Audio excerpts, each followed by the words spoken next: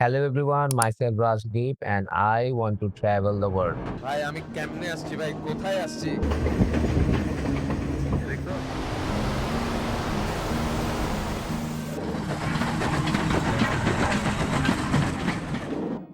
And এই বছর আমি যাই এশিয়ার one of the most tourist friendly দেশে, যেখানে লিটারালি সবকিছুই আছে। 13 দিনের জার্নিতে আমি ঘুরে বেড়াবো এই দেশের 6টা শহরে।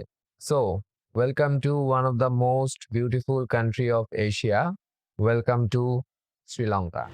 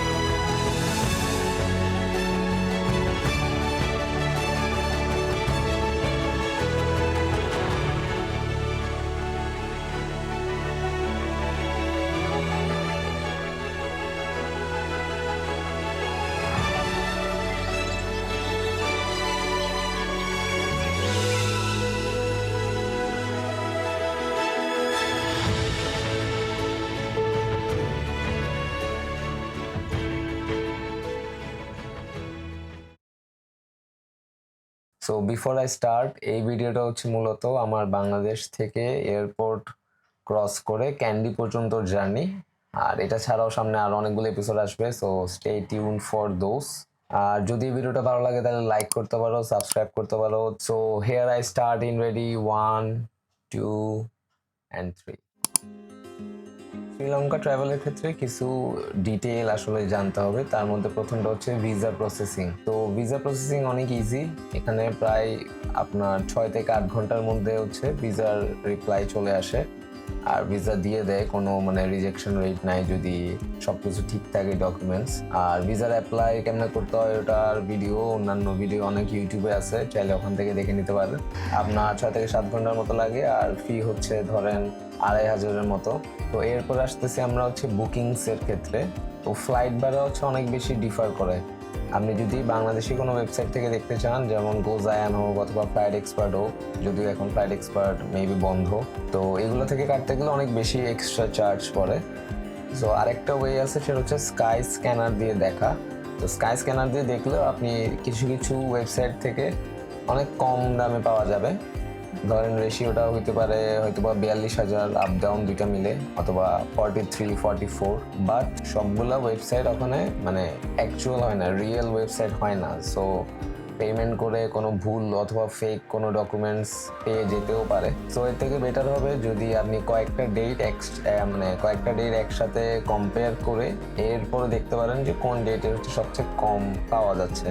আমাদের ক্ষেত্রে যেটা ফ্লাইট ভাড়া ছিল সেটা হচ্ছে 47-এর মতো পড়ছে, কারণ আমরা লেওভারও হিসাব করছি। তো ফার্স্টে আমাদের যাওয়ার সময় দুইটা লেওভার, একটা লেওভার আছে, আর আসার সময়ও একটা লেওভার আছে। দুইটাই হচ্ছে চেন্নাই। আর লেওভারের টাইমের উপরেও অনেক কিছু ডিপেন্ড করে। তো যদি কম টাইমে লেওভার চাই তাহলে অবশ্যই ভাড়া বেশি হয়, আর যদি বেশি টাইমে লেওভার চাই তাহলে ভাড়া মোটামুটি কম হয়। এরপর হচ্ছে আসি আমরা যদি হোটেল বুকিং করতে হয়, তাহলে ওখানে চিপ হোটেল আছে যেগুলো খুবই কম দামে এবং সেখানে ইন্টারন্যাশনাল এক্সপোজার অনেক বেশি। এমন না যে ধরেন যে কোনো ফ্যাসিলিটি দিবে না, অবশ্যই ফ্যাসিলিটিও দিবে, সাথে কস্টিং অনেক কম। যেমন আমরা ক্যান্ডিতে যে হোটেলে ছিলাম, সেই হোটেলে আমাদের সাথে প্রায় অনেক ফরেনার ছিল।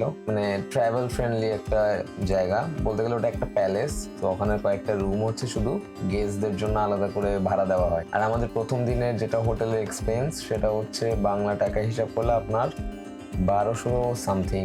সো আমরা ছিলাম 2 জন। সিম, তো আপনি যখন এয়ারপোর্টে যাবেন শ্রীলঙ্কান এয়ারপোর্টে ডায়ালগ সিম পাবেন, তো ওখান থেকে ডায়ালগের যে কোনো একটা প্যাকেজ নিয়ে নেওয়াই বেটার। আর যদি আপনি ই সিম করতে চান তাহলে ই সিমের ক্ষেত্রে অ্যাক্টিভেট হওয়ার জন্য 30-40 মিনিট একটা টাইম লাগে। তো ততক্ষণ আপনি এয়ারপোর্টে যদি থাকতে পারেন তাহলে ওখান থেকে হয়ে যাওয়াটা বেটার, কারণ যদি অ্যাক্টিভেটের কোনো মেসেজ আপনার মেইলে না আসে তো ওটার ক্ষেত্রে আপনাকে আবার এয়ারপোর্টে যোগাযোগ করতে হবে। তো বেটার যে আপনি ওটা অ্যাক্টিভেট করার পর, যেমন আমার 10-15 মিনিটে হয়ে গেছিলো, তো বাট স্টিল ওরা বলছিল যে আপনার 30 মিনিট থাকতে। এছাড়াও কিছু অ্যাপ আছে যেগুলো আমি ডেসক্রিপশনে লিঙ্ক দিয়ে দিব অ্যাপগুলোর। এগুলো হচ্ছে মেইনলি রাইডিংয়ের জন্য, কারণ ম্যাক্সিমাম শহরে হচ্ছে এই রাইডের জন্য এগুলো নেওয়া হয়।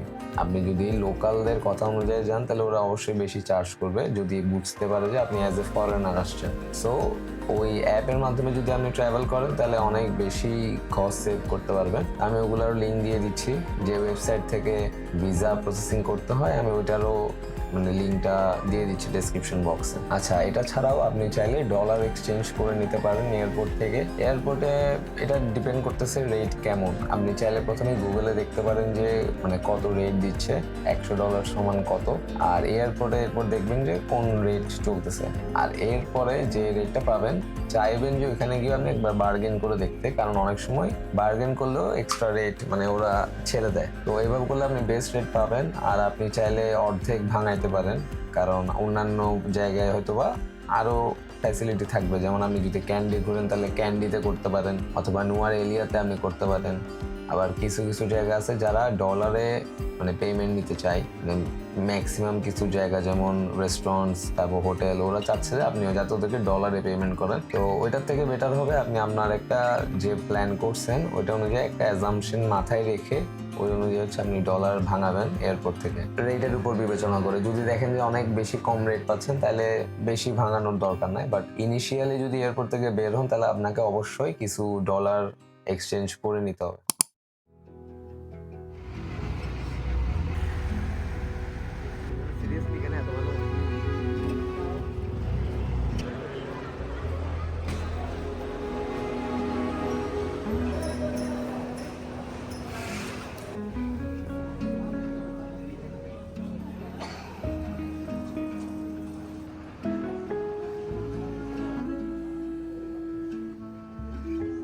আচ্ছা, সো এয়ারপোর্টে চেকিং এর ক্ষেত্রে আমাদের বাংলাদেশি যে ইমিগ্রেশন সিস্টেম সেখানে অনেক বেশি চেকিং হয়।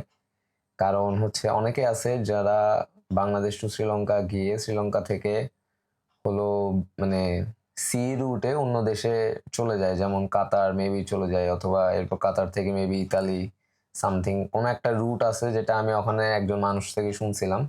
সো যার কারণে ওরা আপনাকে অনেক বেশি সন্দেহ করবে আপনি কেন যেতে চাচ্ছেন, আপনার ব্যাকগ্রাউন্ড কি, আপনার পাসপোর্টে কি কি সিল আছে। আর যেমন আমাদেরকে যখন দেখছে যে আমরা Sri Lanka as a tourist visa যেতে যাচ্ছি, তো আমাদেরকে আলাদা করে ডাকা হয়, আলাদা করে চেকিং হয়, পাসপোর্ট নেওয়া হয়। এরপর 1 by 1 আমাদেরকে ডেকে জিজ্ঞেস করতেছে আমরা কেন ঘুরতে যাচ্ছি, আমরা কি করি না করি, অনেক ইন্টারোগেশন হয়েছে। এরপরে ওরা বুঝতে পারছে মেইনলি আমাদের ভার্সিটি, আমরা যে অ্যাজ এ স্টুডেন্ট ছিলাম, তো স্টুডেন্টের পরিচয় দেওয়ার পরে আমাদের ছেড়ে দিছে।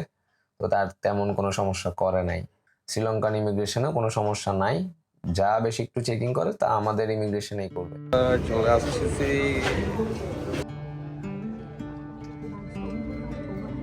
এটা আমার second international flight, but international exposure বিবেচনা করলে ফার্স্ট টাইম। সো আমি অনেক এক্সাইটেড, কি জানি কেমন যাবে আগামী 13 থেকে 14 দিন। ফার্স্ট ফ্লাইটে এসে যায় চেন্নাই এয়ারপোর্ট। এখানে 1 ঘন্টা লেওভারের পর চলে যাব এর পরের ফ্লাইটে।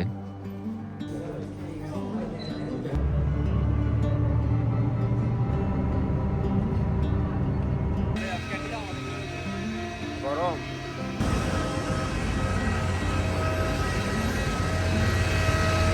এই ফ্লাইটটাও 45 মিনিটের মতো।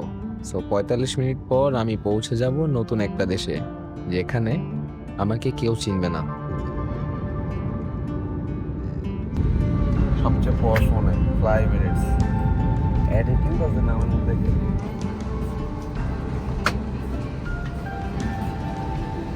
ব্রাদার এসে গেলাম মনে হচ্ছে। এখানকার ইমিগ্রেশনে কোনো সমস্যা হয়নি। সো রাত 3:30টার দিকে আমরা পৌঁছে যাই শ্রীলঙ্কান এয়ারপোর্টে। এত রাতে তেমন কিছু করার নাই, তাই আমরা কিছু ডলার এক্সচেঞ্জ করে নিই এবং সিম অ্যাক্টিভেট করে ওয়েট করতে থাকি এয়ারপোর্টে। সো আমাদের প্ল্যানটা এমনভাবে সাজানো ছিল যে আমরা প্রথমে এয়ারপোর্ট থেকে কলম্বো শহর না গিয়ে আমরা প্রথমে ক্যান্ডি চলে যাই। কেন? কারণ আমরা যখন ব্যাক করব আমরা তখন কলম্বো শহরেই আসবো। কলম্বো থেকে আমরা এয়ারপোর্ট যাব। সো কলম্বোটা আমরা রেখে দিয়ে লাস্টের জন্য। সো ক্যান্ডি যাওয়ার জন্য আমরা প্রথমে এয়ারপোর্ট থেকে বুকিং যে অ্যাপটার কথা আপনাদেরকে বলছি, ওই অ্যাপের মাধ্যমে আমরা একটা সিএনজি বুক করছি। আমরা এখন একটা গাড়ি ঠিক করব, চলো। সো প্রথম দিকে আমার একটু উইয়ার্ড লাগতেছিল ড্রাইভারকে। অ্যাকচুয়ালি এটা দেখতে অনেকটা তামিল মুভির কিছু ভিলেনের মতো দেখতে। সো আমাদের একটু প্রথমে মনে হয়েছে যে না, পরে দেখলাম যে না, সে অনেক বেশি চিল। তো পরবর্তী জার্নিটা অনেক স্মুথ গেছে আমাদের। কারণ প্রায় এটা কত 3.5 ঘন্টা 4 ঘন্টার একটা জার্নি। তো ঠান্ডা ঠান্ডা বাতাস, আবহাওয়া বাইরে।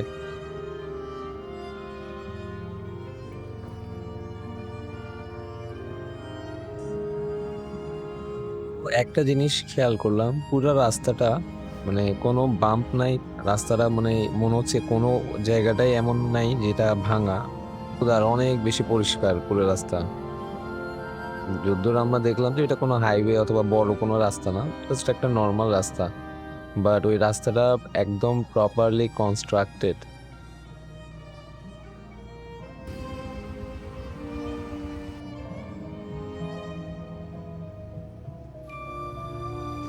সো প্রায় 3.5 ঘন্টা 4 ঘন্টার একটা জার্নির পর আমরা চলে আসি ক্যান্ডি লেক পর্যন্ত। আপাতত এখন আমরা লাগেজগুলো রাখবো হোটেলে, চেক ইন করবো, এরপর ফ্রেশ হয়ে আমরা বেরোবো আমাদের পরবর্তী অ্যাডভেঞ্চারের জন্য। ভাই আমার এখনো বিশ্বাসই হচ্ছে না আমি দূর আসি গেছি। 3000 কিলোমিটার দূরে এরকম একটা ভিউ এখন পিছনে।